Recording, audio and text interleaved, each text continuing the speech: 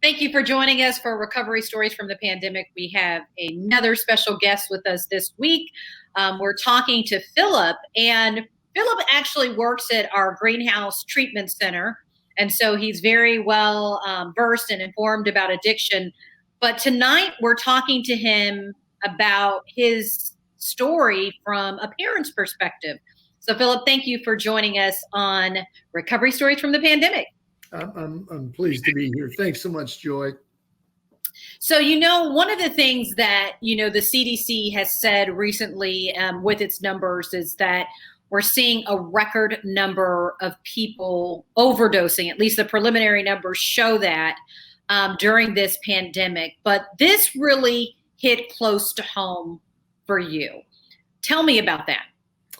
Yeah, so last November, week before Thanksgiving, actually, I'd worked during the day here at the greenhouse, and I left and headed home. When I got home, my son, my 23-year-old, was with two friends, and they were outside playing with the dog, and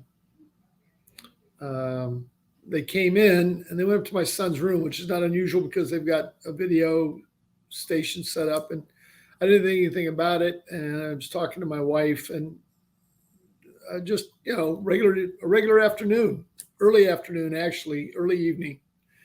And one of the boys came part way downstairs and screamed that Nicky, our son, wasn't responsive. So I ran upstairs immediately. And when I got upstairs, he was laying on his bed, and I could look at him and I could see that he was turning gray and his lips were starting to turn purple. And I just grabbed him off his bed. He's 6'4". I just drug him onto the floor and started doing CPR.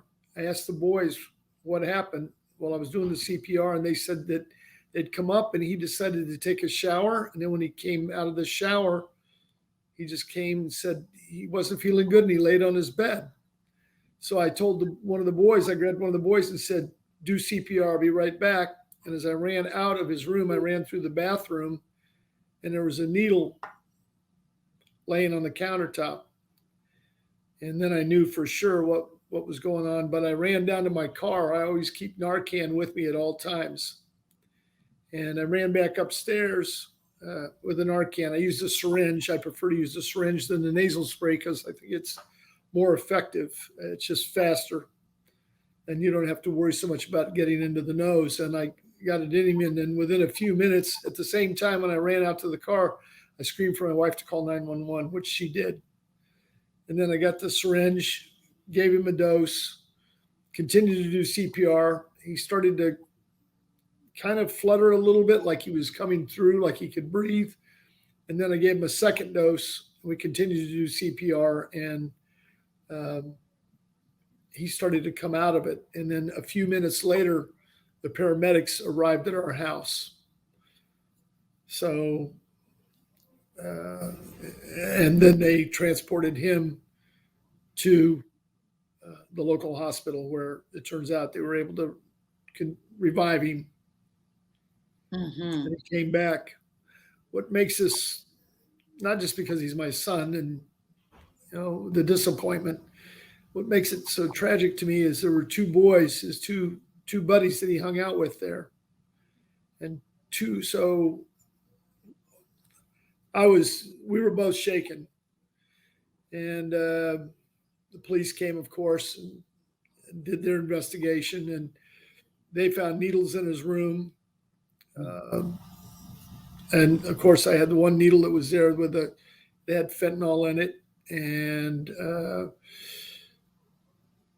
what happened then is the boys left, and our son came home the next day, and he was fine. And I called the person that taught me to become the trainer. I became a trainer of Narcan several years before. And the person that taught me, I called him just to thank him for training me. He's a member of the Texas, what they call TONY, Texas Overdose Narcotics Initiative here. And what he said to me was so poignant. He said, "That's one seat that will be filled at Thanksgiving." Mm. And I can still remember him saying that to me, and I can remember how it felt as a dad to know that we were so close. Unfortunately, the two boys that were there, 2 weeks later, one of the two boys himself perished. He had an overdose and he died. Whoa. And he was he was there with my son. So all three of these knuckleheads were using. And it wasn't enough to see one of them overdose that the other one still went ahead and used and then perished. Wow. I think, Philip, that is just, wow, heart-wrenching. One, knowing that you knew what to do to be able to save your son in that moment. Was this the first time you had ever had to use an overdose reversing drug on someone? No, the first time with my son. Mm-hmm. I volunteer with several organizations here in town, and when I say I keep it in my car, I keep it in my car, and I'll use it. It doesn't take anything for me to use it. If I see somebody I think is struggling, I don't think I've made any mistakes so far. Everyone not everyone, it sounds like I've done a bunch, but several that I've come across. But mostly I give it out. I work with, like I said, Love Cassidy is one organization, and the other one is Winning the Fight, Kathy O'Keefe. And she supplies me with Narcan, which I make sure gets to people that I'm around, people that I see in the community, people that I know need Narcan, and people that I'm not sure that need Narcan. But right now in my car, I probably have 2 cases, and I make sure I've always got it in my car. Mm-hmm. And what I think is so poignant about your story, Philip, is that a lot of parents who are maybe listening to this think it won't happen to me, not, my son. And I think you worked in addiction treatment. I mean, you've been, helping people for years with this, but it hit close to home. So when you hear parents or other people say, I don't think it would happen to me, I know my child, what goes through your mind just from your own experience in this? Yeah, I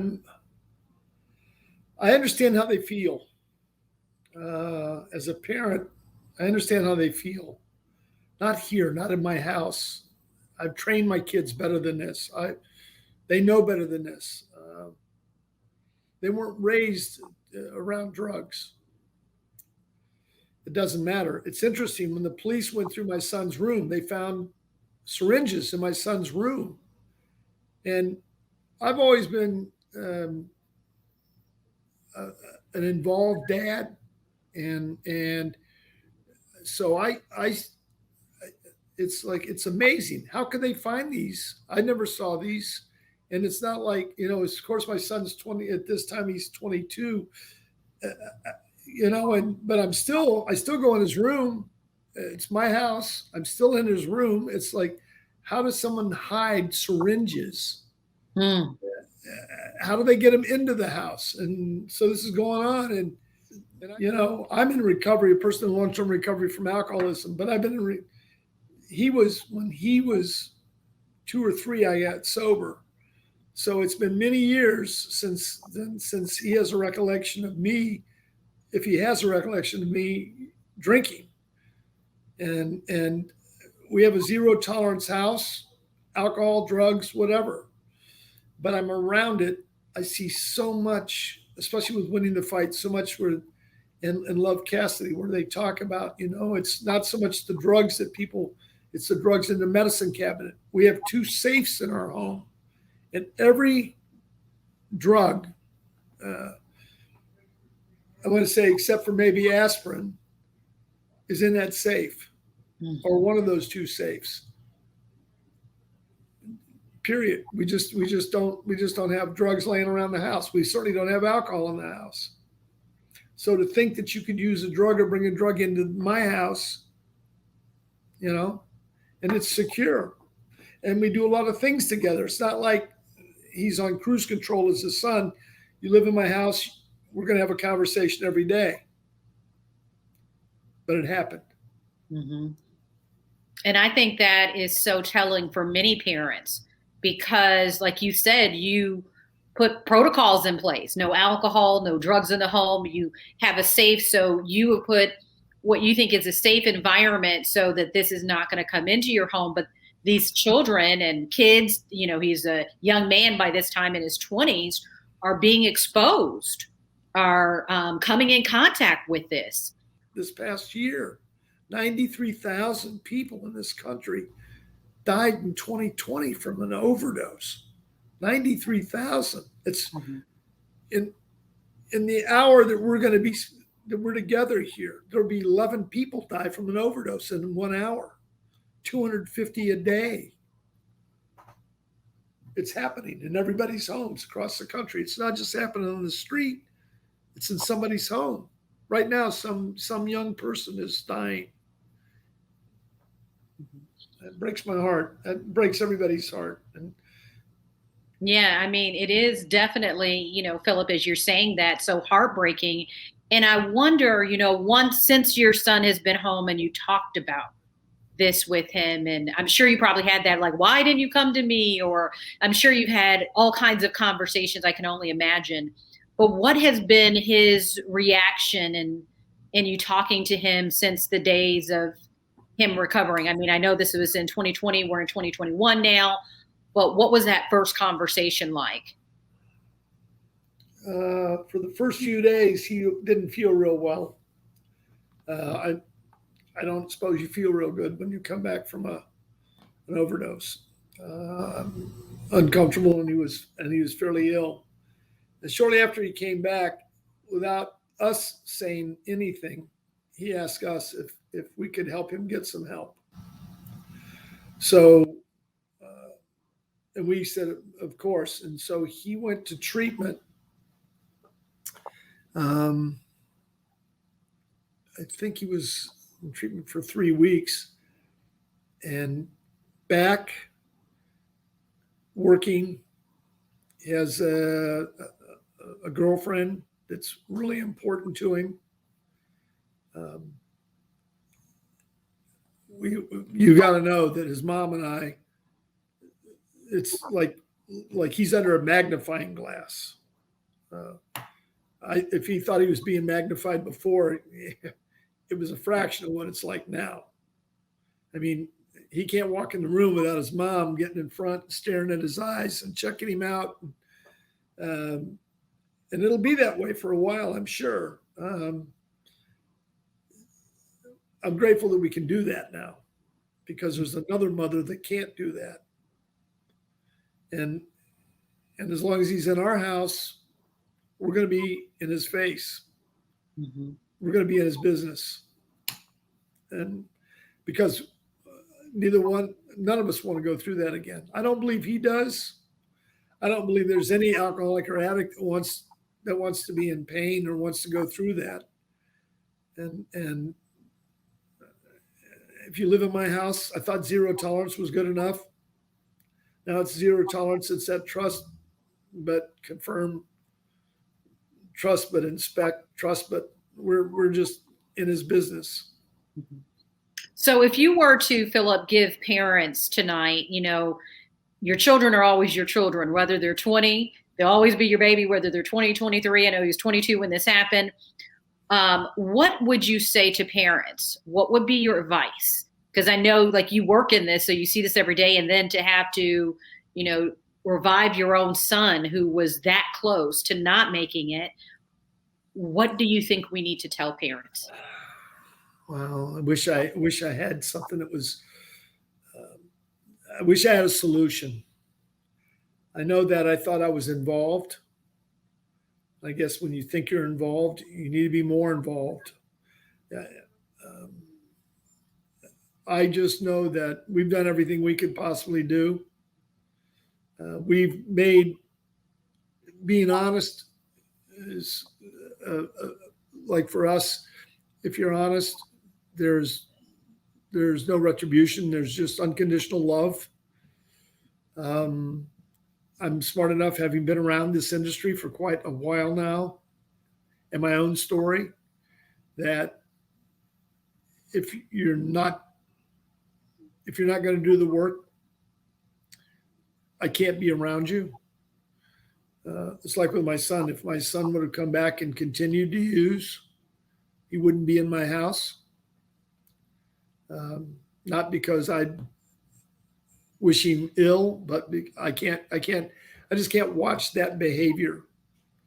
And when we're prepared to do anything we can to help someone that wants to get help, they have to take advantage of it. But it's one of those deals. Boundaries. It's got to be healthy boundaries. And if I can do it all over again, what would I do differently? I don't know that there's anything I could have done differently. I'm just grateful that I know that I didn't put my head in the sand and that I spent time. I never had an issue with drugs. That was never my deal. But when I found out about Narcan, I just got so excited early on when Narcan was brand new. I started to get, just kind of hang out and try to learn about Narcan because it looked like a solution. If you're a parent and you're not sure, at a minimum, train on Narcan and have Narcan in your house, at a minimum, with every assurance that your young one gives you that they don't do that, they don't hang out with people that do that. They don't until the day they do. And today with fentanyl, first-time users are dying. You've got to have Narcan. In fact, if I could recommend anything, it'd be have multiple doses of Narcan, because the half-life of Narcan isn't as long as the half-life of an opioid overdose. And I don't know what paramedic time response is in most towns. In our town, I live in a small town, like I said, a very wealthy town, very able paramedic situation, very fast response. Most towns, you're not going to get somebody there in 6 to 8 minutes, especially now with COVID. You're not. Right now with COVID and the pandemic, you need to have Narcan. And you need to be prepared to Narcan your loved one and put them in the car and head to the hospital. Because you can't wait. You cannot wait.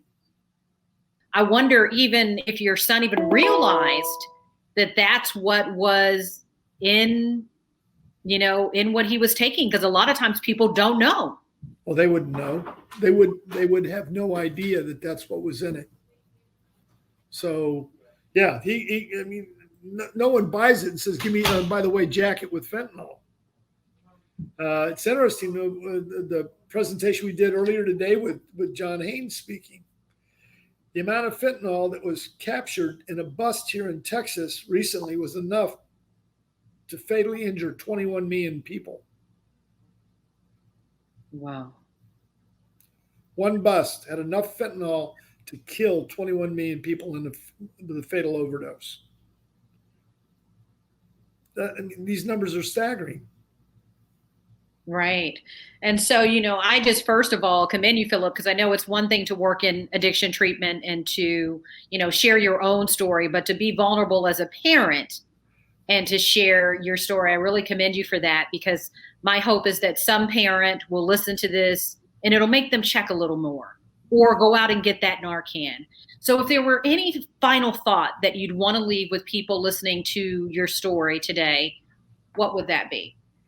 Get a safe, get Narcan, and decide not to do it. That's your business, but to keep it around, please just have Narcan. If you got aspirin, you should have Narcan, and then love your kids unconditionally and hope it doesn't happen to you. And I hope that if it does happen to you, that you got Narcan, because if it happens to you and you don't have Narcan,